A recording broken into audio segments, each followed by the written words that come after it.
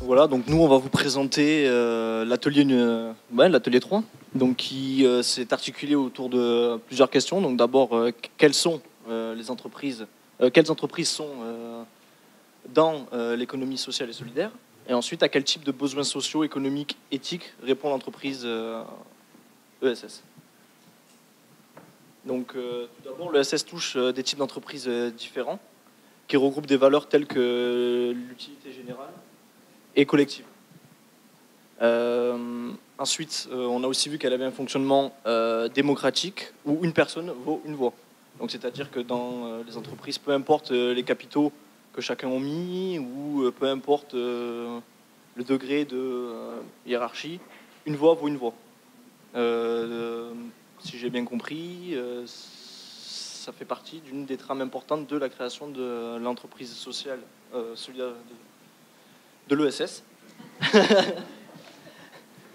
Et voilà, ça fait partie d'une des trames importantes. Ensuite, l'une des problématiques qu'on a aussi vues et qu'on a abordées dans cet atelier, donc, est le fait que l'ESS est une création récente. Donc du fait qu'elle soit récente, elle est déjà d'une difficile à définir et pour les, on va dire, et pour les professionnels qui, comment dire, donc qui eux ont la définition qui est donnée donc par la loi de 2014, la loi Hamon. Et ensuite les personnes lambda comme moi par exemple, je l'étais, qui de base ne connaissaient pas grand-chose sur l'ESS, et donc on a une vision différente de base. Donc cet atelier nous a permis donc d'avoir quelques éclaircissements, mais je pense que c'est encore difficile aujourd'hui de donner une définition claire de l'ESS, du fait que, je ne me souviens plus de quel professionnel l'a dit, mais ça fait déjà 200 ans qu'on faisait de l'économie sociale et solidaire sans le savoir. Donc on a commencé à mettre un nom dessus récemment. Et du coup, est-ce qu'elle est bien totalement définie, du fait que ce soit un terme qui soit assez jeune? Voilà, après c'est une question que je vous pose aussi à vous, voir ce que vous en pensez.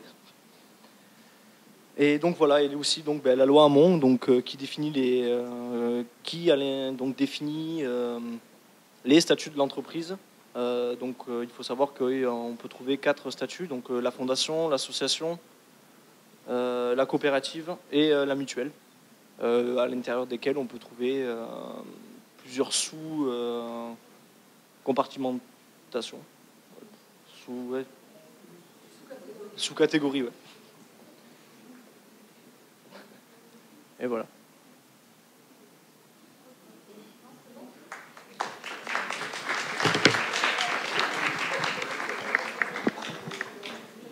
Donc, je me présente, je suis Osé Kougou, chargé de mission donc à la CRES, la Chambre régionale de l'économie sociale et solidaire.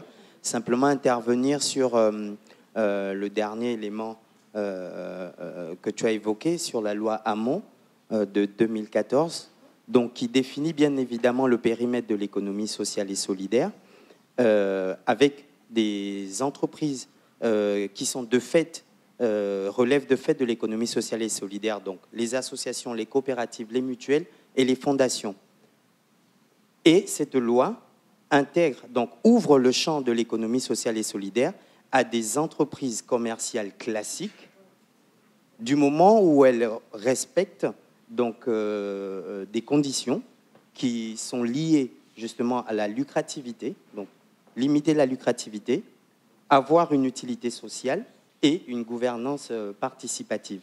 Dès lors que ces entreprises commerciales classiques donc, respectent ces conditions, elles pourront intégrer l'économie sociale et solidaire, le champ économique, tout en ayant aussi, puisque la loi a créé donc un agrément, l'agrément ESUS, qui permet justement à ces entreprises-là d'avoir une sorte de label, on va dire, économie sociale et solidaire. Il y a aussi le fait, indépendamment des statuts, donc, des statuts juridiques, il y a la question de l'objet social de l'entreprise.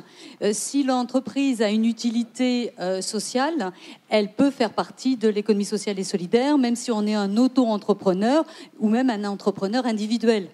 Donc, du coup, on voit bien que le périmètre de l'économie sociale et solidaire a été profondément modifié par cette loi Hamon, puisque aux acteurs historiques, on intègre les entreprises de capitaux qui intègrent le cahier des charges, plus des entreprises individuelles qui ont un objet social ou un objet d'utilité sociale.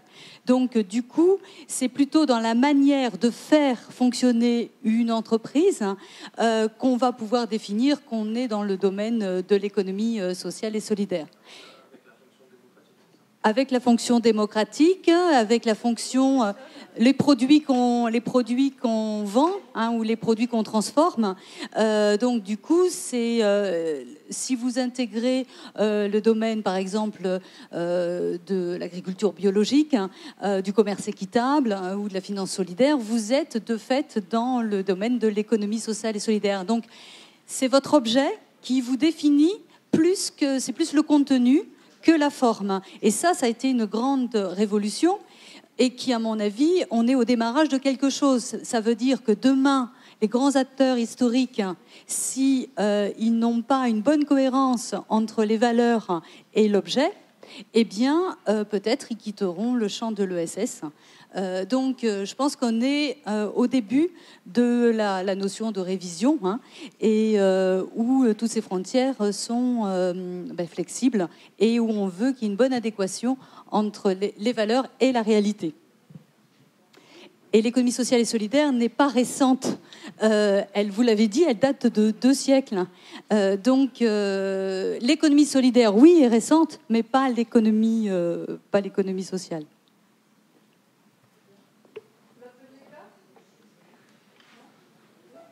C'est sur un autre point, je pense que celui-ci est éclairci, c'est sur un autre point, moi je suis un petit peu ennuyé quand j'entends qu'un auto-entrepreneur puisse être dans l'ESS.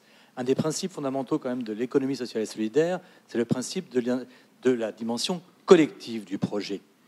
J'ai du mal à concevoir comment on peut être collectif en étant tout seul et comment on peut appliquer une notion de démocratie en étant effectivement seul. Effectivement, la loi Hamon a eu vocation à ouvrir le champ pour dépasser la reconnaissance de l'ESS à travers les statuts. Et effectivement, on peut considérer que c'est une bonne chose, mais je ne pense pas que ce qu'ait vocation à mélanger tout et son contraire. Il y a quand même un certain nombre de principes de base de l'économie sociale et solidaire qui ont fait leur preuve, si je puis dire, et notamment la dimension collective. Et je pense que cette dimension collective, j'ose espérer qu'elle doit perdurer, et même si l'agrément, effectivement, ESUS ne le dit pas clairement, je dirais que, et ça on pourra se retourner vers OSE, effectivement, la notion de ESS renvoie nécessairement, je crois qu'on peut le dire, à une dimension collective.